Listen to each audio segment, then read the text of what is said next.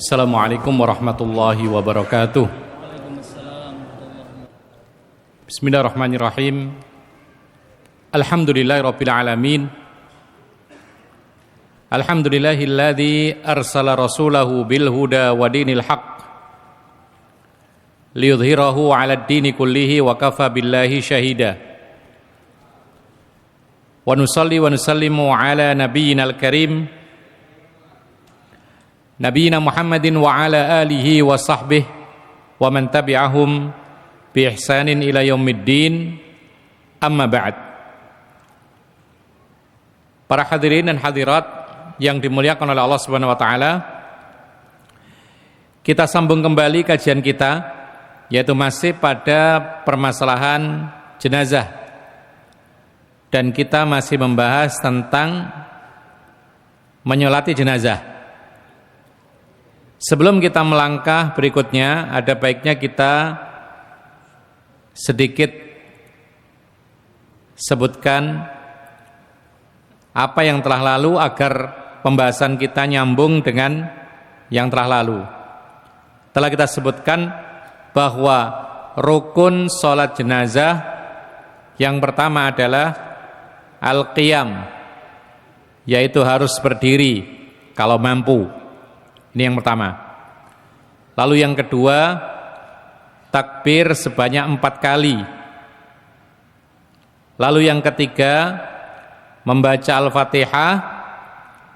Lalu yang keempat, salawat atas Nabi.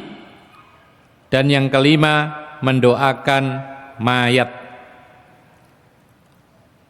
Dan kemarin kita sebutkan ada sedikit tambahan penjelasan, yaitu dalam takbir ketika sholat jenazah itu ada beberapa riwayat yang menyebutkan bahwa Nabi Muhammad SAW pernah bertakbir lebih dari 4 kali, dan hadisnya adalah hadis yang dikeluarkan oleh Imam Muslim.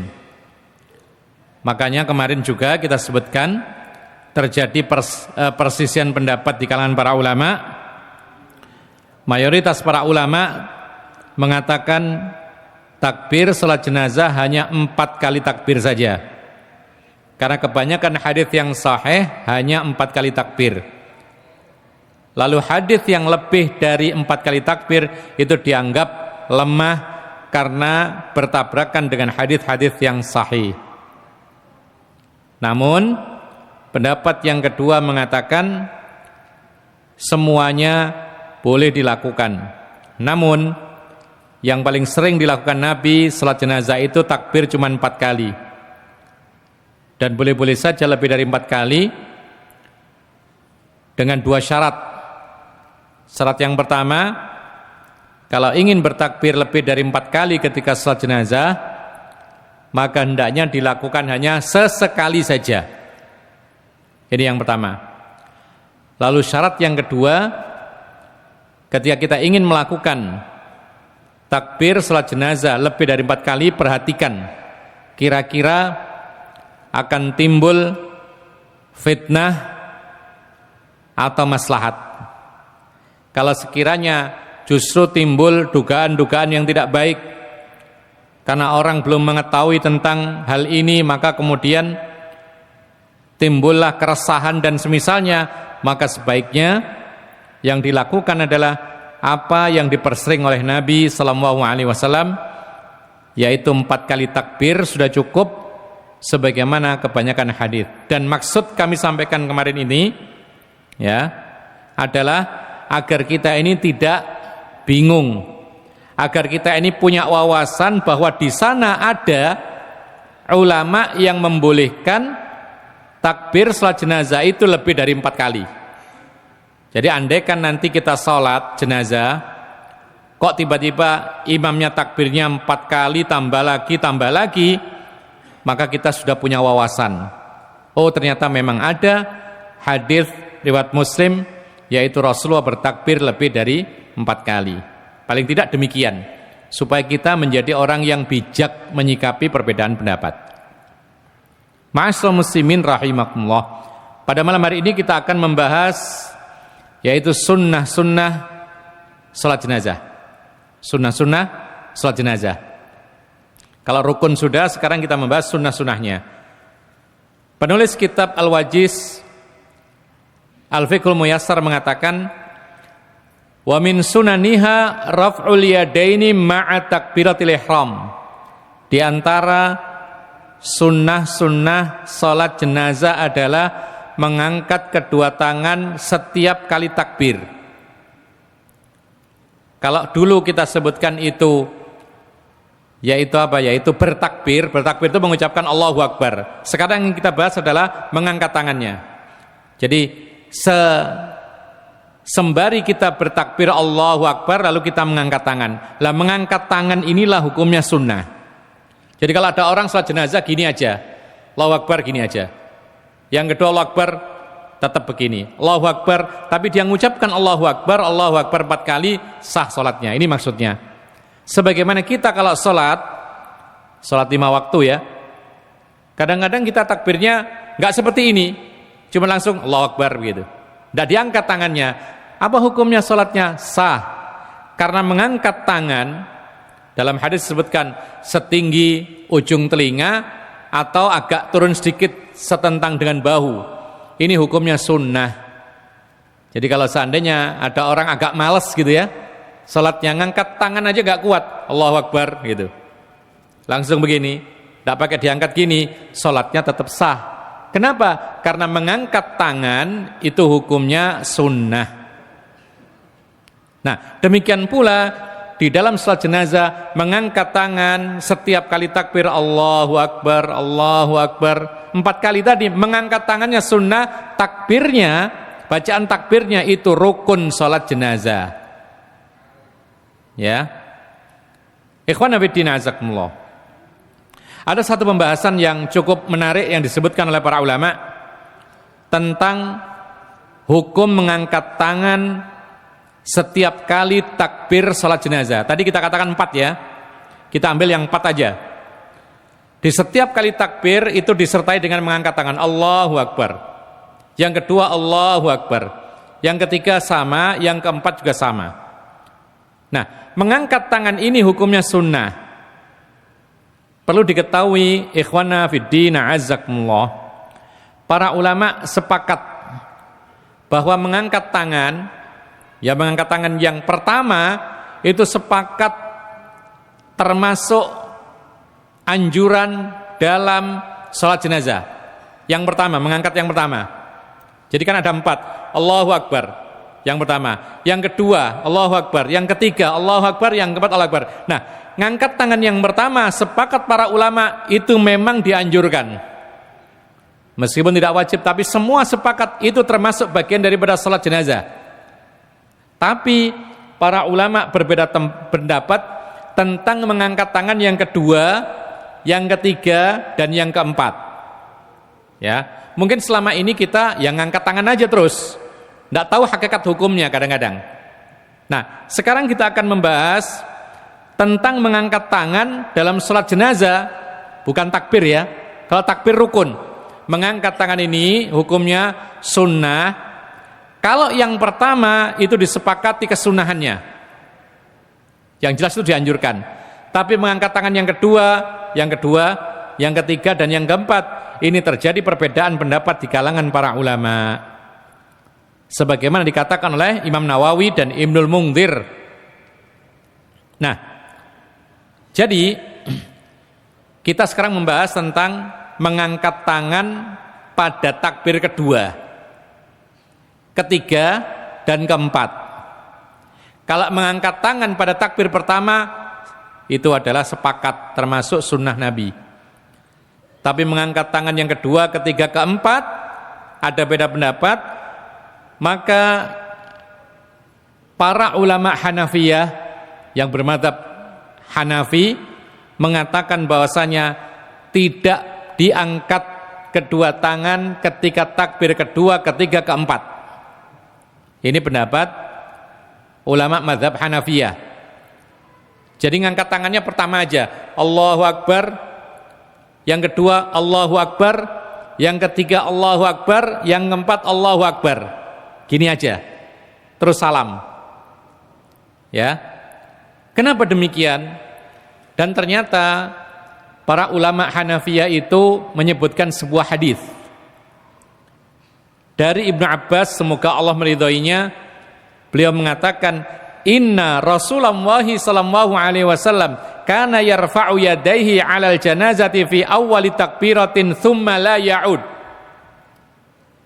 Akhrajahu Daruqutni bi isnadin hasan wa hassanahu Al-Albani rahimahullahu fi ahkamil janaiz. Kata Ibnu Abbas, sesungguhnya Rasulullah sallallahu alaihi wasallam ketika salat jenazah itu pernah mengangkat kedua tangannya di takbir yang pertama saja. Jadi Allahu Akbar, kemudian apa? Tsumma la ya'ud, lalu Rasulullah tidak lagi apa? Tidak lagi mengangkat tangan. Jadi prakteknya Allahu Akbar, kemudian Allahu Akbar, Allahu Akbar, Allahu Akbar, lalu salam. Ini pendapat yang pertama. Dan riwayat hadisnya dinyatakan hasan oleh sebagian para pakar hadis, termasuk Imam Daruqutni. Artinya, yang beranggapan bahwasanya sholat jenazah itu mengangkat tangannya pada takbir pertama saja, itu mereka memiliki dasar hukum. Artinya apa? Artinya tidak perlu kita salahkan. Kadang-kadang kita menyalahkan itu alasannya apa? Tidak umum. Betul ya? Tidak biasa. Saya tidak pernah lihat orang sholat kayak gini. Oh, itu salah. Tidak benar. Jadi agama ini adalah agama ada dasarnya dalil Al-Quran dan hadis. Sehingga apa? Sehingga kalau memang kita yang belum tahu, ya kita sabar, kita belajar. Nah, dalam hal ini kita katakan ada pendapat ulama Hanafiyah menyatakan sholat jenazah itu mengangkat tangannya hanya pada takbir pertama saja, dengan hadis Ibnu Abbas tadi. Adapun yang lainnya, yaitu mayoritas para ulama, itu apa yang kita ketahui selama ini. Mayoritas para ulama berpendapat bahwasanya mengangkat tangan itu setiap takbir atau di semua takbir. Seperti kebanyakan kita lakukan, Allahu Akbar ngangkat tangan, Allahu Akbar ngangkat tangan lagi, Allahu Akbar ngangkat tangan lagi, Allahu Akbar ngangkat tangan lagi, lalu salam. Ternyata yang selama ini kita lakukan itu adalah madhabnya mayoritas para ulama dari kalangan madhab Syafi'i, Maliki, dan Hambali.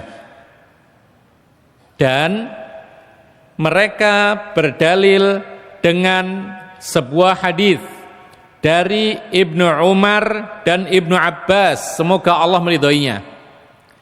Mereka berdua mengatakan innahuma kana, atau dari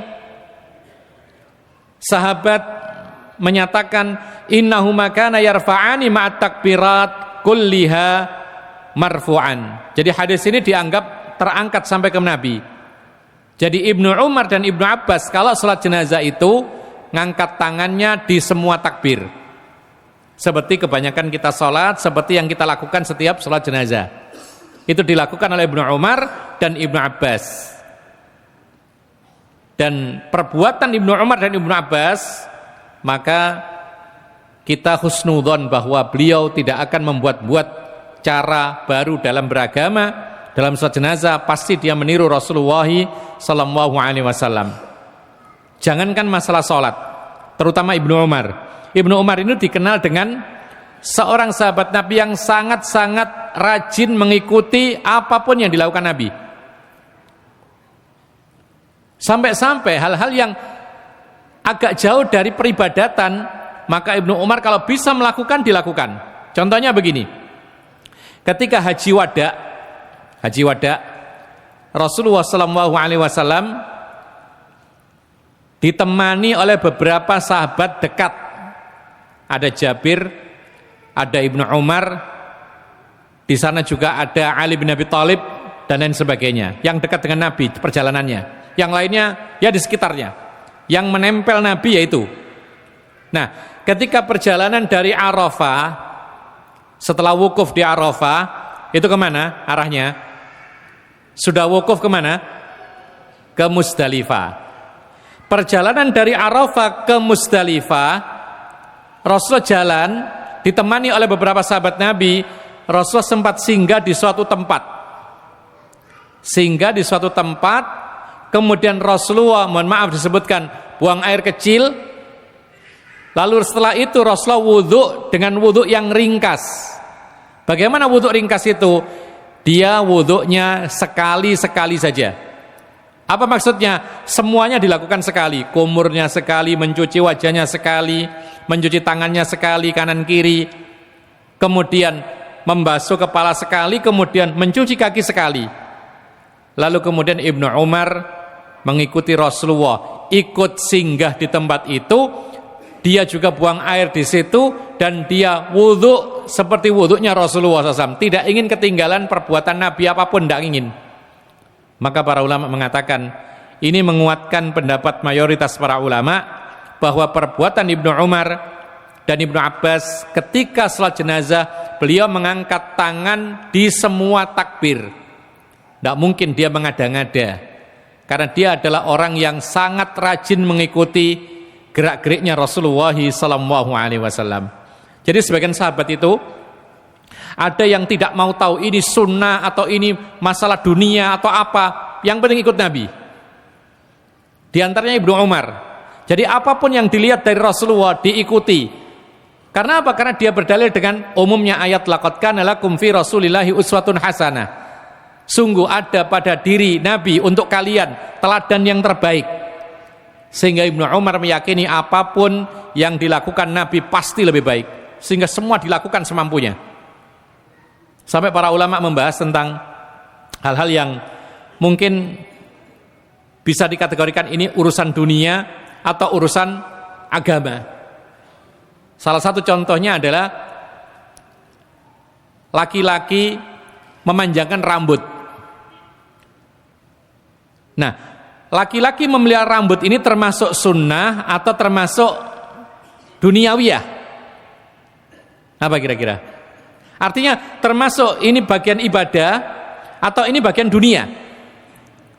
Kalau itu ibadah berarti sunnahnya dipanjangkan seperti Rasulullah.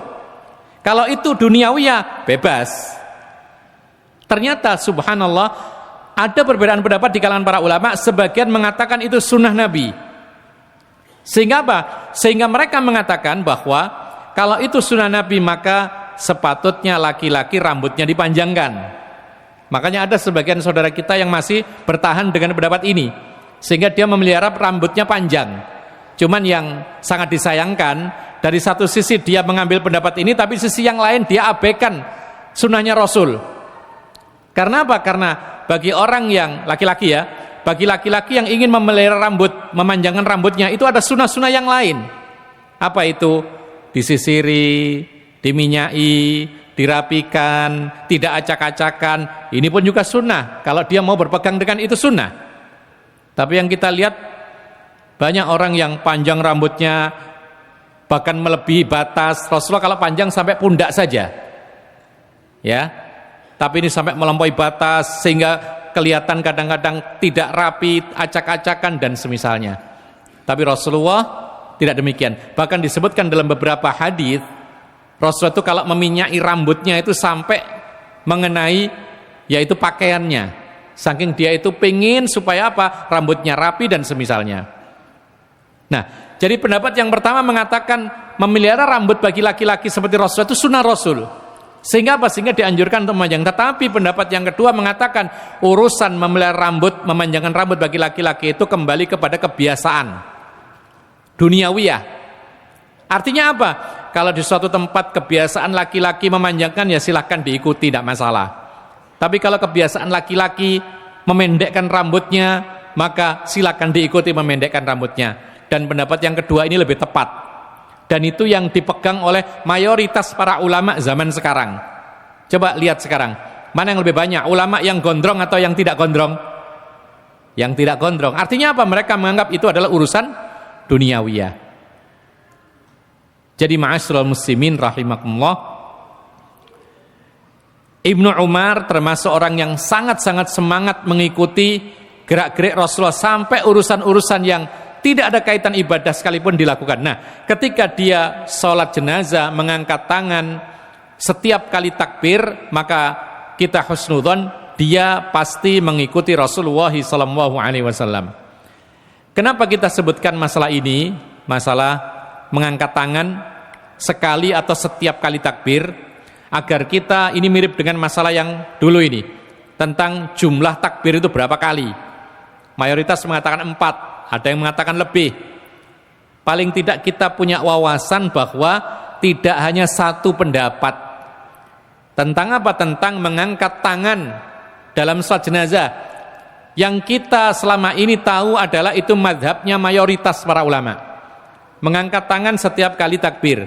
Tapi ternyata ada pendapat yang lain, yaitu mengangkat tangan cukup sekali saja. Takbir kedua, ketiga, keempat tetap dia bersedekap dan tidak mengangkat tangan. Paling tidak kita tahu. Jadi kalau misalnya kita salat jenazah, kita berpegang kepada pendapat jumhur mayoritas, di samping kita takbirnya kok sekali loh, kok cuma sekali dia, kedua ndak ngangkat tangan loh, kok diem aja dia, ketiga loh kok nggak ngangkat tangan lagi. Kalau kita nggak punya wawasan seperti ini, kita akan menyangka, oh ini salah, oh ini sesat misalnya. Tunggu dulu, bukan sesat, bukan keliru, kita yang kurang wawasan. Jadi ternyata apa? Ternyata ada sebagian para ulama yang menyatakan mengangkat tangan itu lebih hanya di awal saja dalam takbir. Ikhwan fillah azakumullah. Maka sekali lagi jangan merasa heran kalau ada sebagian di antara kita yang ketika salat jenazah ngangkat tangannya dalam takbir pertama saja. Pernah nggak antum melihat seperti itu? Ada, pernah? Pernah nggak ngelihat ada orang salat jenazah takbirnya kan 4 kali, tapi ngangkat tangannya pertama tok? Pernah nggak? Maka ini pembahasannya. Dan itu adalah madhab Al-Hanafiyah. Kaum muslimin dan muslimat yang dimuliakan oleh Allah Subhanahu wa taala. Berikutnya wal isti'adzatu qabla al-qiraah. Di antara sunnahnya salat jenazah adalah mengucapkan isti'adzah. Jadi takbir pertama, a'udzubillahi minasyaitonirrajim. Andaikan tidak mengucap a'udzubillahi minasyaitonirrajim, maka salatnya tetap sah. Sama dengan salat 5 waktu. Kita mengucapkan a'udzubillahi minasyaitonirrajim, itu sunnah. Andaikan ditinggalkan tetap sah salat kita. Kemudian wa an yad'u li nafsihi walil muslimin. Di antara sunnah salat jenazah adalah berdoa untuk diri dan kaum muslimin. Ini sunnah. Kalau dulu kita sebutkan rukunnya salat itu mendoakan mayat. Beda. Mendoakan mayat ini rukun salat jenazah. Tapi kalau mendoakan diri dan kaum muslimin ini hukumnya sunnah. Sunnah tidak dilakukan maka sah salatnya. Kenapa demikian? Nanti akan ada keterangan. Ada doa Allahumma gfir li hayyina wa mayyitina. Ya Allah, ampunilah orang hidup kami dan orang mati kami. Para ulama mengatakan ini tidak wajib, karena ini mendoakan diri dan kaum muslimin. Yang wajib, yang rukun itu adalah Allahumma gfir lahu warhamhu dan semisalnya, mendoakan mayat. Karena inti salat jenazah itu mendoakan mayat, bukan mendoakan diri kita sendiri atau kaum muslimin yang lain. Tapi kita katakan mendoakan mayat di dalam salat jenazah hukumnya rukun yang wajib dilakukan. Kemudian mendoakan diri dan orang lain selain jenazah itu hukumnya sunnah. Dan itu termaktub dalam doa salat jenazah seperti yang akan kita sebutkan nanti. Kemudian wal israru bil qiraah. Di antara sunnahnya salat jenazah itu adalah bacaannya lirih. Jadi nggak ada salat jenazah itu bacaannya jahar, ya. Atau keliru orang yang salat jenazah bacaannya jahar. Yang benar adalah bacaan lirih. Kenapa demikian? Karena Rasulullah SAW dan para sahabatnya ketika mengimami salat jenazah semuanya melirihkan bacaannya. Bahkan para ulama mengatakan bahkan bacaannya pun tidak terdengar, ya, bacaan lirih dan tidak terdengar. Tapi Rasulullah mengajarkan yang dibaca takbir pertama adalah Al-Fatihah, takbir kedua adalah salawat atas Nabi, takbir ketiga doa, takbir keempat boleh doa yang lain boleh langsung salam. Kemudian berikutnya waktu sholati 'alal mayyiti wa fadluha wa kaifiyatuha. Adapun waktu salat jenazah dan keutamaannya serta tata caranya, maka waktuha waktu sholati 'alal mayyiti yabda'u ba'da taghsilihi wa takfinihi wa tajhizihi in kana hadiran. Waktu salat jenazah adalah dimulai setelah jenazah dimandikan, dikafani dan dipersiapkan, yaitu untuk dikuburkan. Jadi kalau belum dimandikan tidak boleh disolati, belum dikafani nggak boleh disolati. Jadi dimandikan dulu, kemudian dikafani, kemudian dipersiapkan, baru disolati jenazahnya. Itu urutannya. Apabila memang ada jenazah di hadapan kita. Bagaimana kalau jenazah yang tidak di hadapan kita? Au bulughu khabarin wafatahu in kana ghaiban, atau yaitu mendapatkan kabar berita kematian seseorang dan jenazah itu tidak hadir di depan kita, baru boleh salat gaib. Kemarin kita sebutkan salat gaibnya Rasulullah kepada Raja Najasyi yang mati dalam keadaan Islam, tapi semua rakyatnya Najasyi, orang-orang Habasyah itu semua Nasrani. Maka Raja Najasyi ya mati dalam keadaan Muslim, kemudian dikuburkan oleh mereka, tidak disolati. Kemudian Rasulullah mendapatkan wahyu dari Allah bahwa Raja Najasyi mati, kemudian Rasulullah mengajak sholat gaib. Jadi para ulama mengatakan awal waktu sholat jenazah adalah ketika jenazah sudah dipersiapkan, sudah dimandikan, sudah dikafani, dan sudah siap untuk diantar ke kuburan. Ma'asyiral muslimin rahimakumullah. Adakah waktu yang terlarang untuk sholat jenazah? Ada enggak waktu yang dilarang untuk sholat jenazah? Maka jawabannya ada.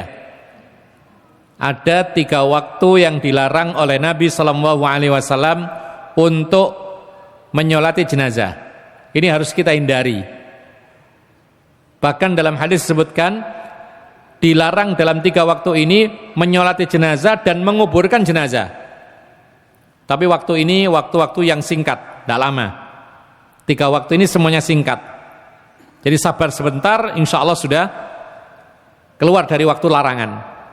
Dalam sebuah hadis Rasulullah SAW mengatakan, "Thalathu sa'atin kana Nabi SAW yanhana an nusalliya fihinna wa an naqbura fihinna mautana."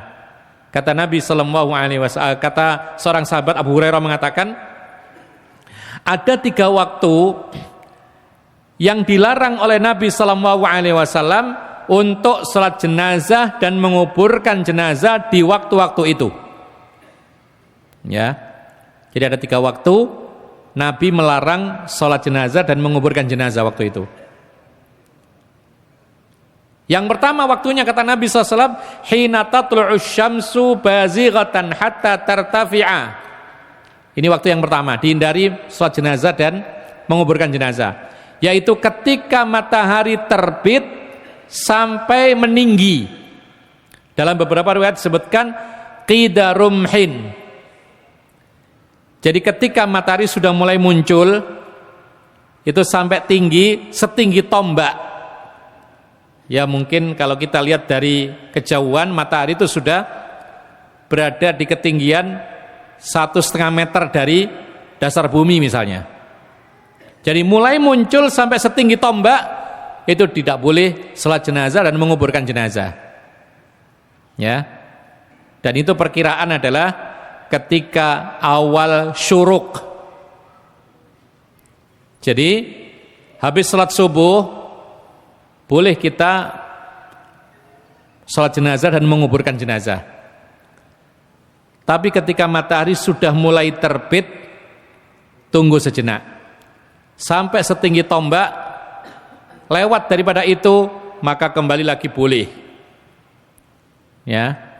Ini waktu yang pertama. Dan itu waktunya kira-kira 10 sampai 15 menitan. Jadi sabar sejenak sampai selesai waktu terlarang. matahari ketika mulai muncul sampai setinggi tombak, itu nggak boleh menguburkan dan sholat jenazah. Lalu yang kedua kata Nabi sallallahu alaihi wasallam, wa hina yaqumu qa'imudz dhahirati hatta tamila syamsu. Waktu yang kedua dilarang sholat jenazah dan menguburkan jenazah adalah ketika sesuatu itu berdiri di atas bayangannya sampai matahari condong ke barat. Jadi kalau ini ada tiang, ya, tiang ini berdiri di atas bayangannya sendiri. Itu waktu terlarang untuk sholat jenazah. Berarti matahari pas di atas benda ini, sampai kemudian condong ke barat, sehingga tiang ini yang tadinya berdiri di atas bayangannya, lalu kemudian karena matahari condong ke barat, maka tiang ini menimbulkan bayangan. Atau orang berdiri, ya, matahari di atas kepalanya, maka orang itu berdiri di atas bayangannya sendiri. Nah itu waktu terlarang untuk sholat jenazah dan mengubur jenazah.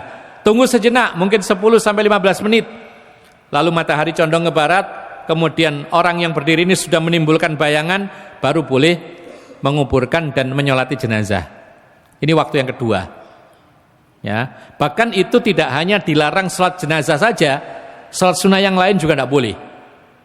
Lalu yang ketiga kata Nabi sallallahu alaihi wasallam, wa hina tadayyafu syamsu lil ghurubi hatta taghruba. Waktu yang ketiga ketika matahari akan tenggelam sampai betul-betul tenggelam. Jadi kalau ini dasar bumi, matahari masih kelihatan, ya, di atasnya dasar bumi, dia siap-siap akan tenggelam.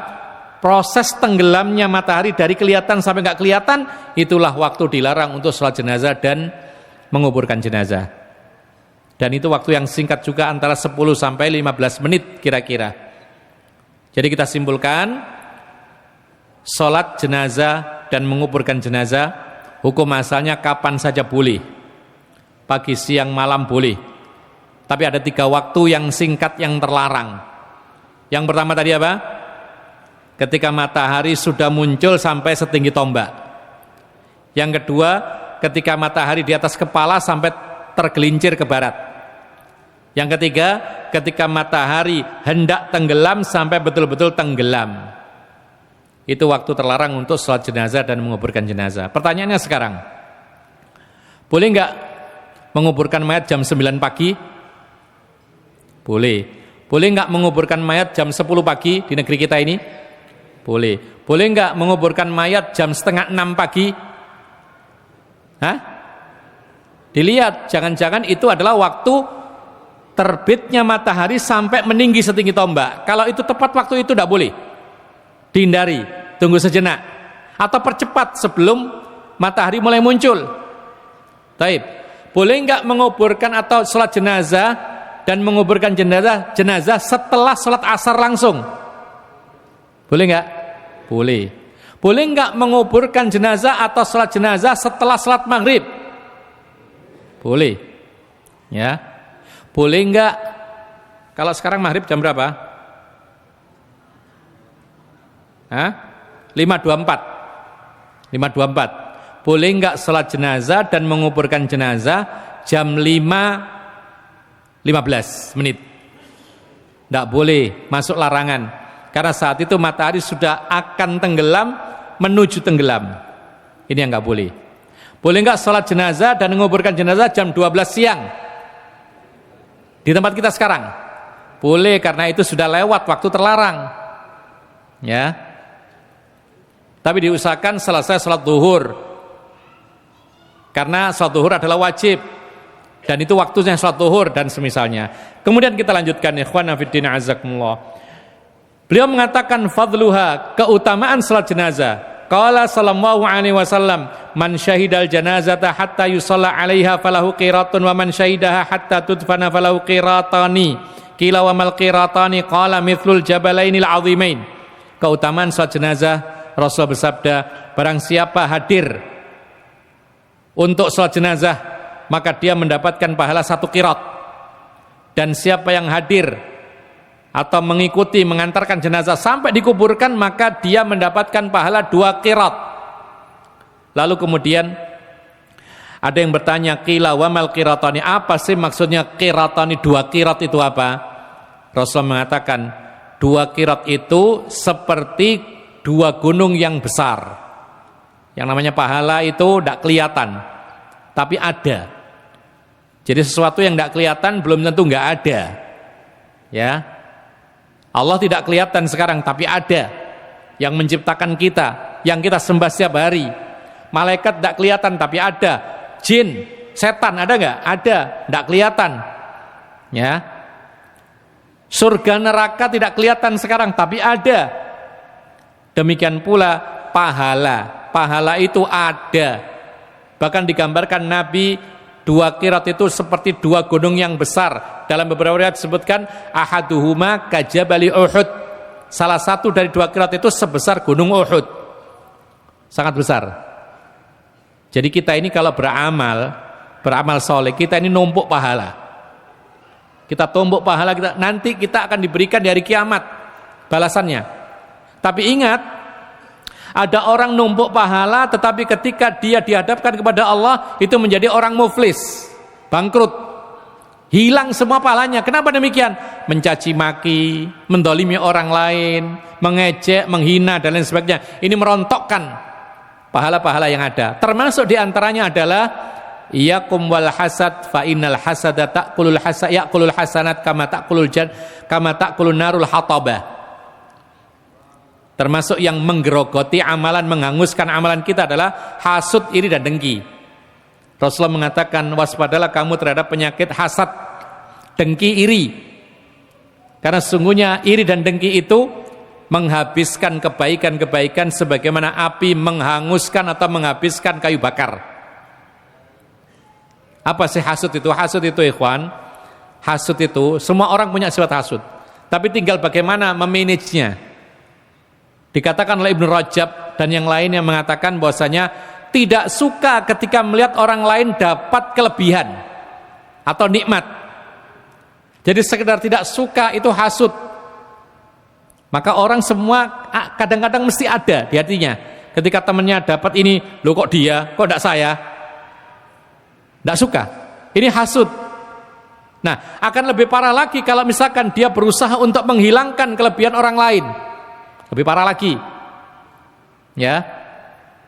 Makanya para ulama mengatakan, ketika hasud itu mengenai setiap hati manusia, Islam mengajarkan bagaimana cara terbaik.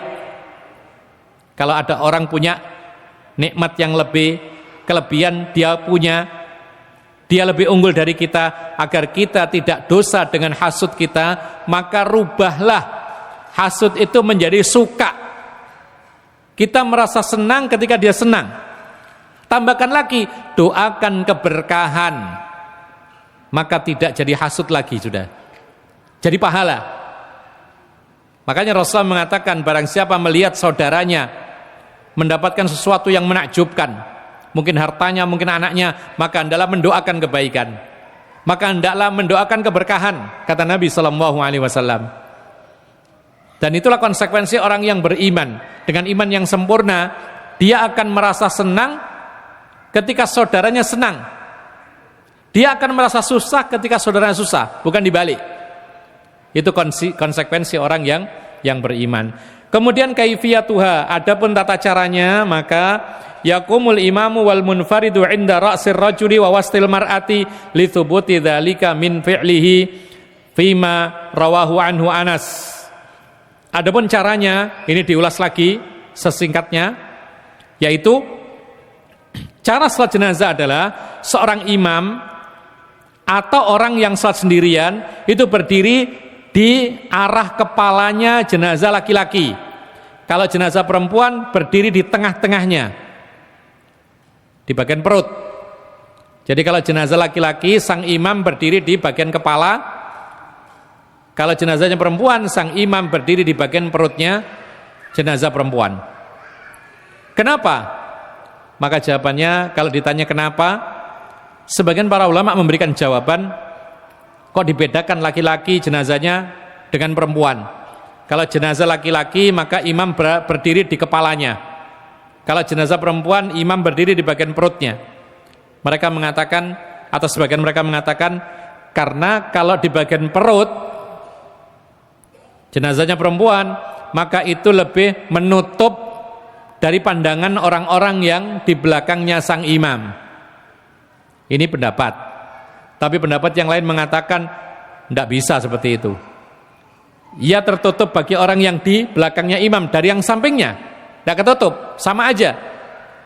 Maka dari itu kita katakan bahwasanya karena Nabi SAW membedakan, yaitu tempat berdiri imam ketika jenazah laki-laki dengan perempuan, maka itulah sebaik-baik cara menyolati jenazah. Dan wallahu a'lam, kita tidak mengetahui yaitu alasannya. Karena sebagian hukum agama itu kita tidak tahu alasannya. Kita tidak tahu alasannya kenapa sholat subuh 2 rakaat. Tidak tahu alasannya kenapa. Itu ujian bagi orang yang beriman. Orang yang beriman itu ketika diputuskan suatu perkara oleh Allah dan Rasulnya, maka kita mengatakan sami'na wa ata'na, meskipun kita tidak tahu alasannya. Kemudian ikhwana fiddin azakumullah, lalu setelah itu summa yukabbiru lil ihram wa yata'awwadhu ba'da takbir summa yusammi summa yaqra'ul fatihati sirra. Setelah berdiri tegak, bertakbir pertama kali takbiratul ihram, kemudian berta'awudz a'udzubillahi minasyaitonirrajim, kemudian membaca bismillahirrahmanirrahim, kemudian membaca surat Al-Fatihah secara lirih. Walau kana dzalika billail, meskipun salat jenazah dilakukan di malam hari. Kalau kita lihat salat 5 waktu kita, maghrib, isya itu kategorinya malam. Ya. Itu salatnya jahar. Kalau zuhur, asar itu siang. Salatnya lirih. Salat jenazah semua sama. Baik itu di malam hari ataupun siang hari dilakukan lirih, tidak perlu dijaharkan suaranya. Kemudian beliau mengatakan, "Tsumma yukabbiru wa yusalli 'ala Nabi sallallahu alaihi wasallam kama yusalli fit tasyahhudi."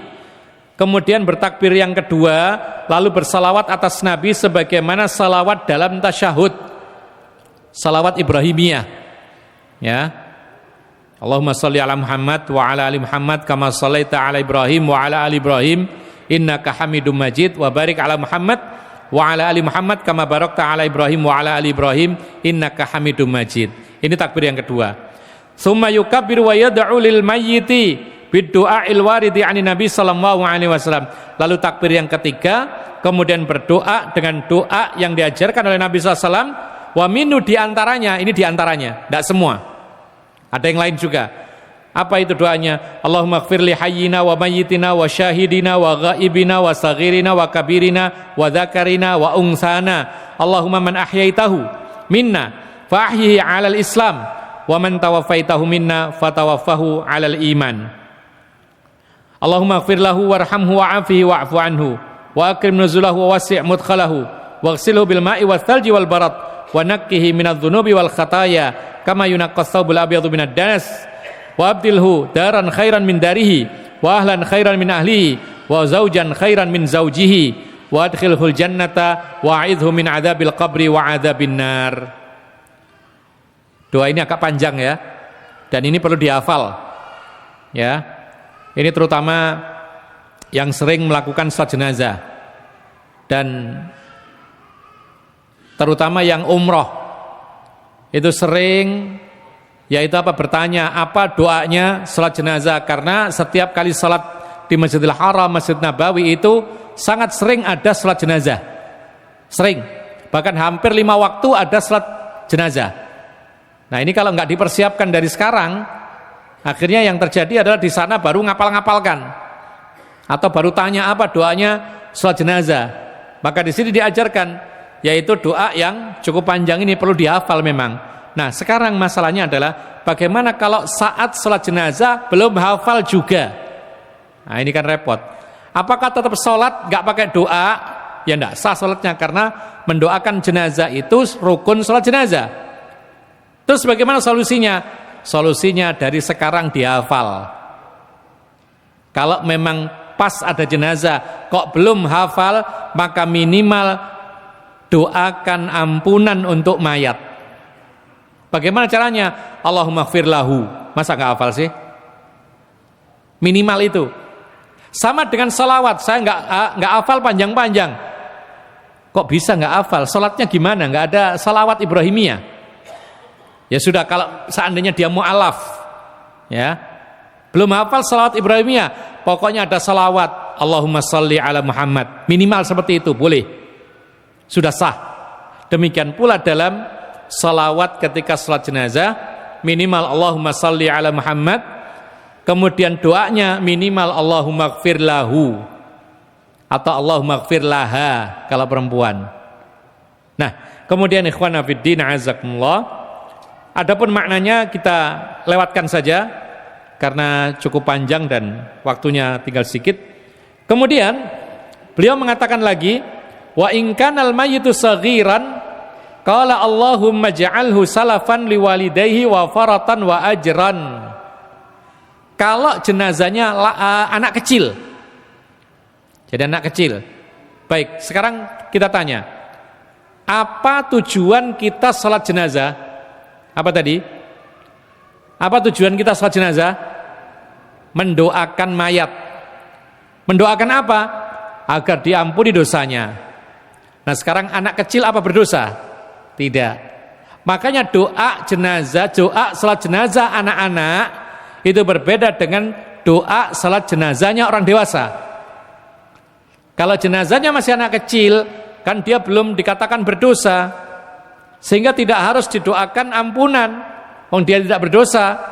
Rufi al-qalam an thalatha, kata Nabi SAW, pena diangkat dari 3 kelompok.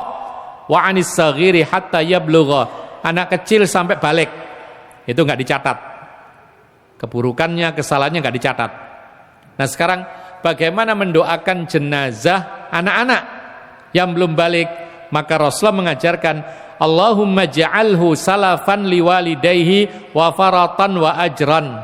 Ya Allah, jadikanlah ia pendahulu kami atau pendahulu untuk keluarga atau orang tuanya, dan jadikan ia sebagai simpanan dan tabungan bagi orang tuanya. Jadi ternyata kalau jenazahnya anak-anak bukan didoakan mendapatkan ampunan, tetapi didoakan supaya apa? Supaya dia menjadi simpanan, tabungan, pendahulu bagi kedua orang tuanya. Karena apa? Karena anak kecil yang meninggal dunia sebelum dia masa balik, ya, itu dijamin oleh Allah masuk surga. Kenapa demikian? Karena Rasulullah mengatakan, kullu mauludin yuladu 'alal fitrah. Anak-anak yang dilahirkan semuanya itu di atas fitrah. Dan dalam hadis yang banyak disebutkan bahwasanya anak-anak kaum muslimin yang meninggal belum dewasa, maka mereka adalah menjadi pelayan-pelayan di surga, terutama bagi orang tuanya. Bahkan para ulama mengatakan, bahkan menjadi pemberi syafaat kalau ada orang tua punya anak kecil meninggal dunia sebelum dewasa. Itu justru subhanallah disebutkan oleh Nabi SAW menjadi pensyafaat. Dia akan menarik tangan orang tuanya untuk masuk ke dalam surga. Jadi ini memang berat ya. Orang tua kehilangan anaknya yang masih kecil, meninggal dunia, berat. Kadang-kadang ibu-ibu itu sampai menangis lama sekali berhari-hari. Tapi ingat, di situ ada luar biasa pahalanya, yaitu anak tersebut dijamin surga dan dia akan menarik orang tuanya sampai ke surga juga. Ini merupakan yaitu fadilah keutamaan orang yang mendapatkan musibah kematian anak kecilnya. Kemudian beliau mengatakan lagi, tsumma yukabbiru wa yaqifu ba'daha qalilan. Kemudian bertakbir yang keempat, lalu kemudian diam sejenak. Wa in da'a bima tayassara fa hasan. Kalau seandainya dia tambahkan doa lagi yang sekiranya mudah, maka itu pun juga baik, karena ada beberapa riwayat doanya ini bermacam-macam. Sebagian mengatakan untuk diucapkan di setelah takbir keempat, yaitu contohnya apa? Contohnya Allahumma la tahrimna ajrahu wa la taftinna ba'dahu, yang artinya ya Allah, jangan engkau haramkan untuk kami pahala dari musibah ini, dan jangan engkau uji kami setelah kematiannya dengan ujian yang berat. Tsumma, yusallimu taslimatan wahidatan an yaminihi wa in sallama taslimataini fala ba'sa bihi. Nah, ini juga termasuk pembahasan yang ada beda pendapat. Setelah takbir keempat boleh langsung salam, boleh juga doa.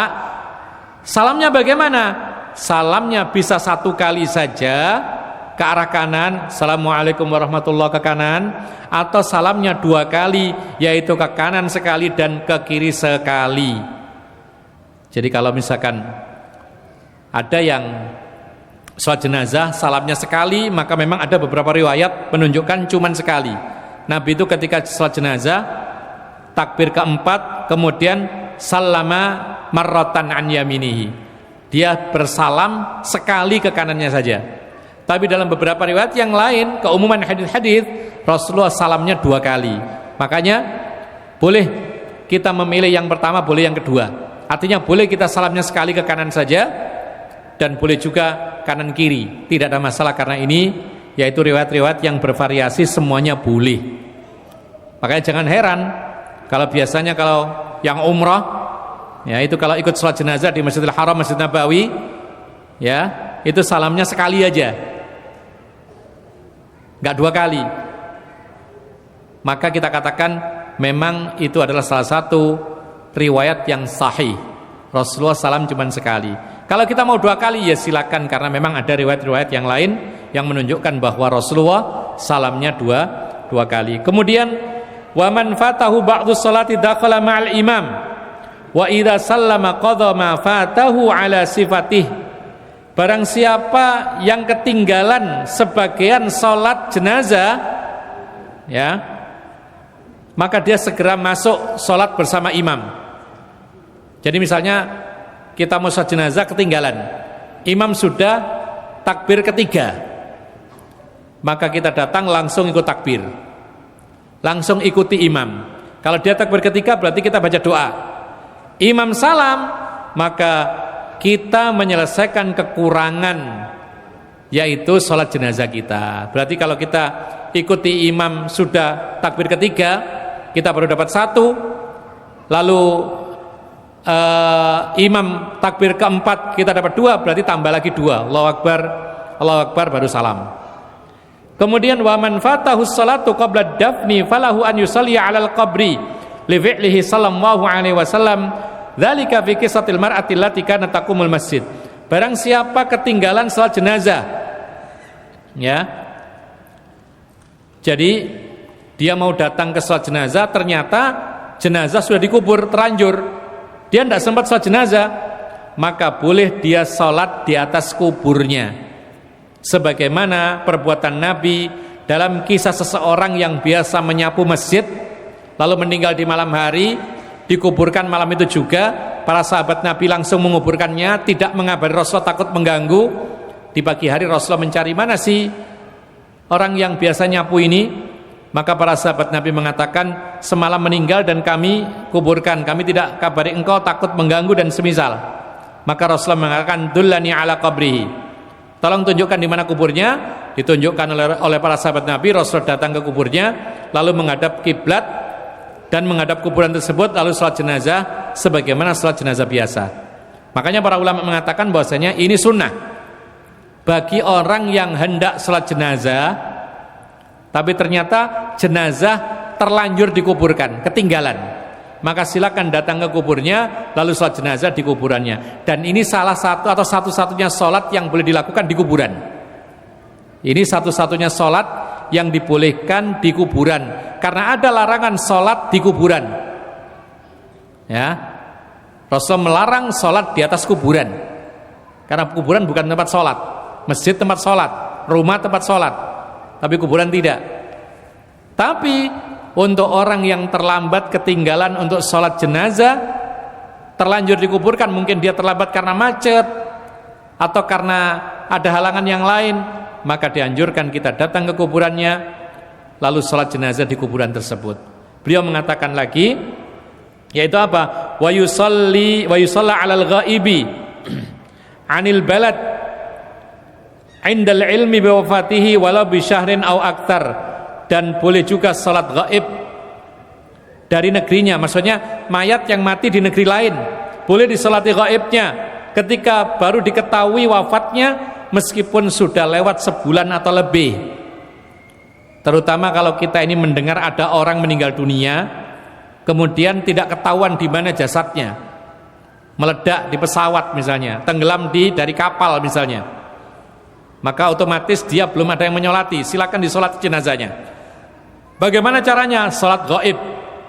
Kemudian beliau mengatakan, wa in kana aqalla min dzalika fala yusalla alaihi, dan apabila kurang daripada itu maka tidak disolatkan gaibnya. Artinya di sini kembali kepada pembahasan salat gaib.